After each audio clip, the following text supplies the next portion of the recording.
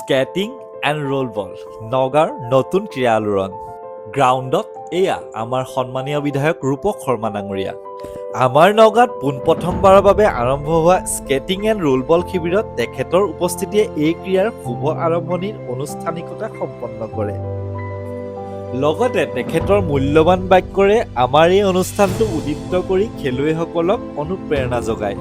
নগাঁও ক্ৰীড়াখণ্ডতে আমি 12বিধ খেল আমি সাধাৰণতে একমত কৰিব পাৰোঁ আৰু যিবিলাক খেল আমি এতিয়া দিব নোৱাৰোঁ তাৰ কাৰণে আমাৰ খেলুৱৈসকল যথেষ্ট অসুবিধাত পৰে। যথেষ্ট আমাৰ প্ৰতিভাৱান খেলুৱৈসকল আছে, তেওঁলোকৰ সেই আমাৰ আন্তঃগাঁথনিৰ অভাৱৰ কাৰণে খেলৰ পৰা যেতিয়া বিৰত থাকে। স্কেটিংটো আমি ইয়াত কৰিলোঁ, কিন্তু যদিও আমাৰ গ্ৰাউণ্ডখন হ'ল, অহাৰ লগে লগে মোক কৈছে যে ওপৰটো ঢাকি দিব লাগে।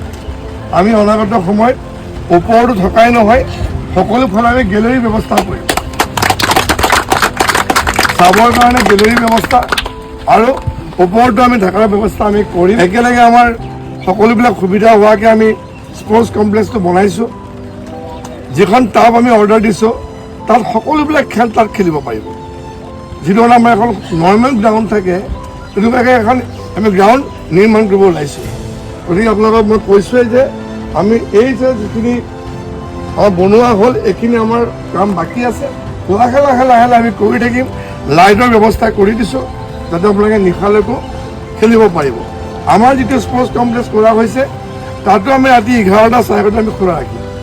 আৰু উদ্দেশ্য এইটোৱেই যে উঠি অহা প্ৰজন্ম যাতে বিপথে পৰিচালিত নহয়, আজৰি সময়তো যাতে খেলিবলৈ আহে আৰু সকলো খেলত যাতে তেওঁলোকে মনোনিৱেশ কৰি দিয়ে।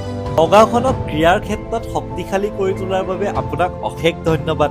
আহক আমি সকলোৱে মিলি নগাঁওখনক এক বৃহৎ ক্ৰীড়া নগৰী হিচাপে গঢ়ি